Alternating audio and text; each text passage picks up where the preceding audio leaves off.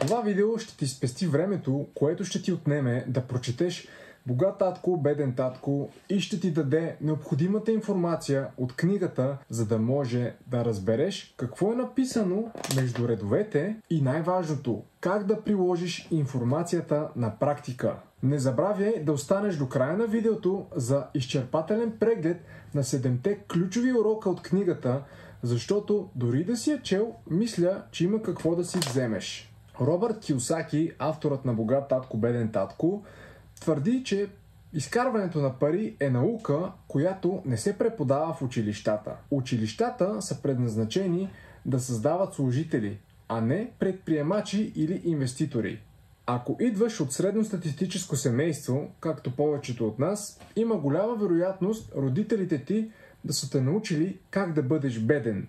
И не защото не те обичат или не искат да успееш, а защото просто те самите не са образовани по тази тема и са консумирали информация с изтекал срок на годност. Когато си се родил, те са ти я предали. Кийосаки казва, че бедността е като генетиката, която се предава от поколение на поколение. Богат татко, беден татко е една от няколкото финансови книги, които са помогнали на много хора да видят един различен свят отвъд ежедневието от 9 до 5. Силно препоръчвам да гледаш това видео, защото ще синтезирам всичките 7 ключови урока от книгата. Първи урок. Богатите не работят за пари. Бедният баща на Кийосаки, неговият биологичен баща, вярвал в традиционния път. Отиваш на училище, изкарваш добри оценки, осигуряваш си работа и работиш здраво до края на живота си. Неговият богат татко обаче, бащата на неговия приятел, го научил, че богатите не работят за пари. Те карат парите да работят за тях. Богатият татко обяснил, че колкото повече печелиш, толкова повече данъци плащаш и колкото повече работиш, толкова повече те облагат. Този безкрайен цикъл е това, което държи бедните и средната класа блокирани. Вместо да работят усилено за пари, богатите се фокусират върху придобиването на активи, които генерират доход. Сега, как да приложиш този урок на практика? Добре е да започнеш от промяна на мисленето си. Започни да мислиш как можеш да създаваш или инвестираш в активи, генериращи доход или повишаващи стойността си във времето.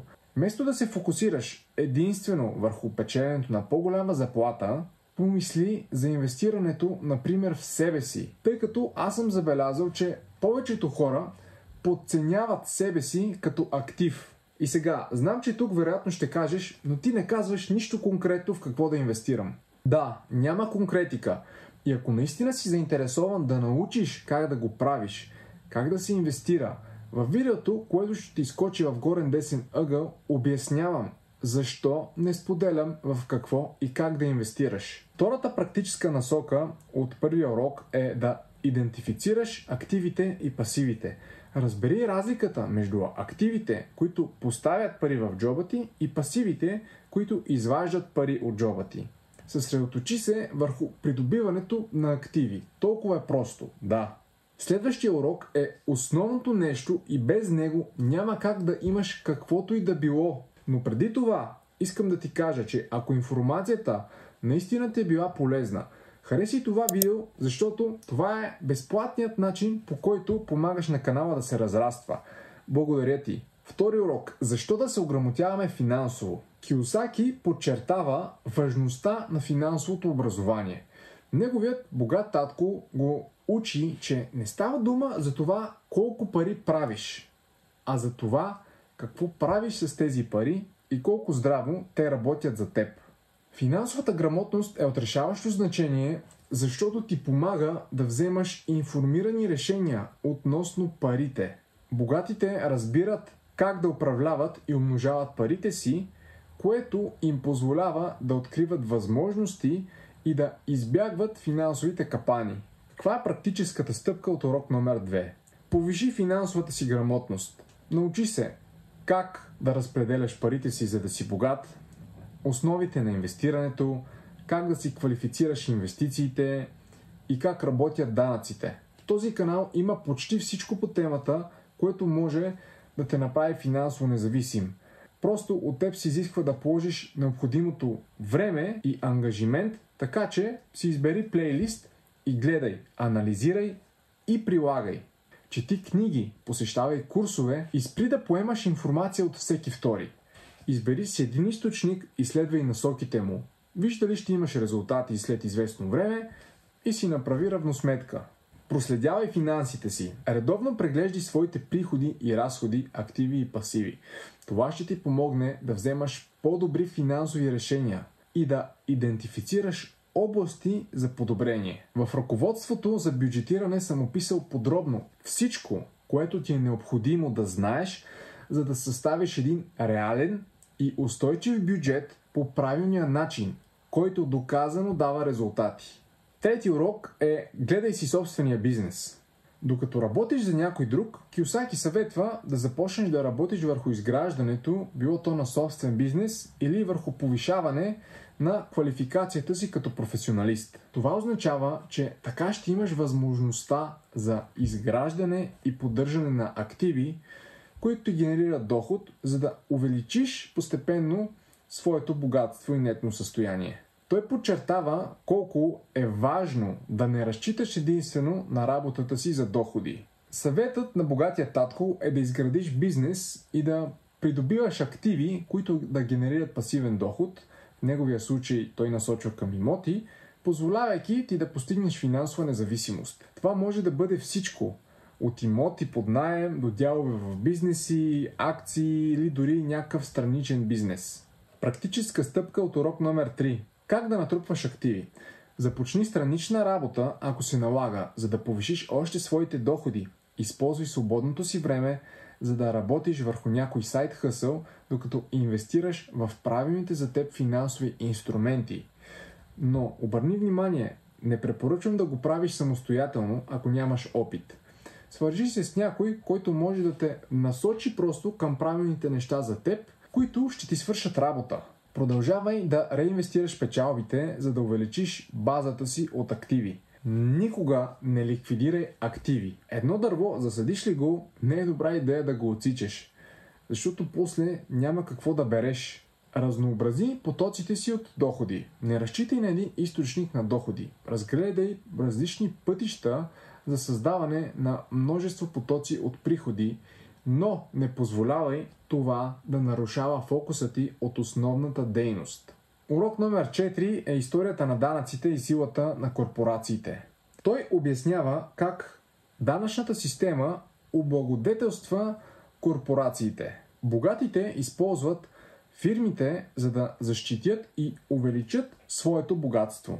Корпорациите предлагат данъчни облекчения, които физическите лица нямат, което позволява на богатите законно да плащат по-ниски данъци. Богатият татко научил Кийосаки колко е важно да разбираш как работят данъците и да използваш фирмите в своя полза. Като създадеш фирма, можеш да се възползваш от данъчни облекчения и други предимства, които могат значително да намалят облагаемия ти доход. Потърси професионален съвет. Консултирай се с данъчен специалист или бизнес консултант, за да разбереш най-добрия начин да структурираш бизнеса си и да минимализираш данъците си. Урок номер 5 е, че богатите си измислят пари. Богатите се възползват от възможностите и са иновативни в създаването на богатство. Те не играят на сигурно. Те поемат пресметнати рискове. Кийосаки научил, че богатите винаги търсят нови начини за създаване на богатство и не се страхуват да поемат рискове, за да постигнат целите си. Богатият татко насърчава Кийосаки да бъде креативен и да мисли извън кутията, когато става въпрос за изкарване на пари. Какво означава това? Това означава да търсиш възможности, които другите може да пренебрегват и да си готов да поемаш рискове, които другите биха могли да избегнат. Практическата стъпка е да бъдеш иновативен. Не се страхувай да поемаш пресметнати рискове. Мисли креативно за това как да генерираш нови потоци от приходи. Бъди информиран, бъди отворен за нови инвестиционни възможности и винаги вземай информирано и осъзнато решение. Колкото повече знаеш, толкова по-добре си подготвен да вземаш интелигентни решения. Урок номер 6. Работи, за да се научиш. Не работи за пари. Кийосаки насърчава да работиш, за да научаваш умения, които ще ти помогнат в твоите бизнес начинания, а не само за заплата. Той вярва, че придобиването на ценни умения и знания е по-важно от получаването на висока заплата. Богатият татко посъветвал Кийосаки да поеме работа, която ще го научи на умения, от които се нуждае, за да успее в бизнеса. Как да приложиш това на практика? Придоби нови умения.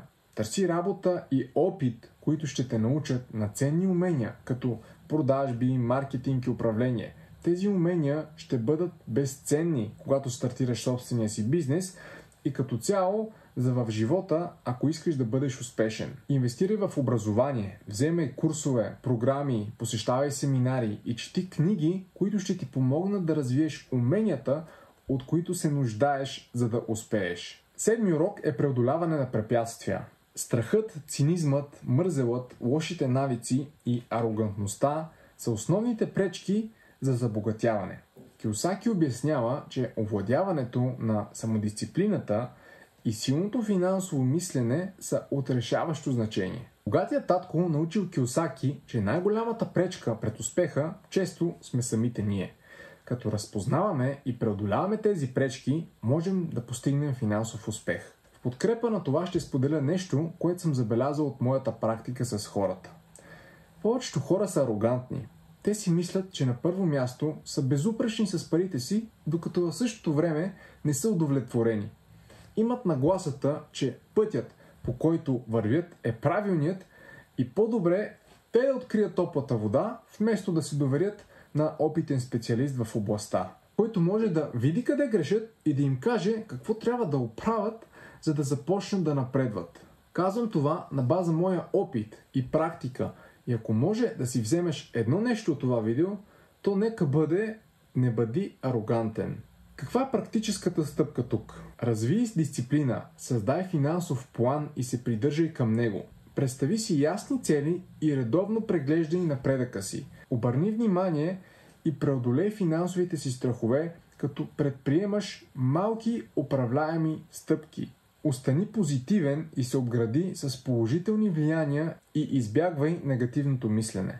Вярвай в способността си да постигнеш финансов успех. Това видео предоставя ключовите моменти от книгата, но истинската магия се случва, когато приложите тези уроци в действие. Ако искаш да научиш какви конкретни стъпки трябва да направиш и откъде да започнеш, то тогава гледай това видео, защото отговорите са там.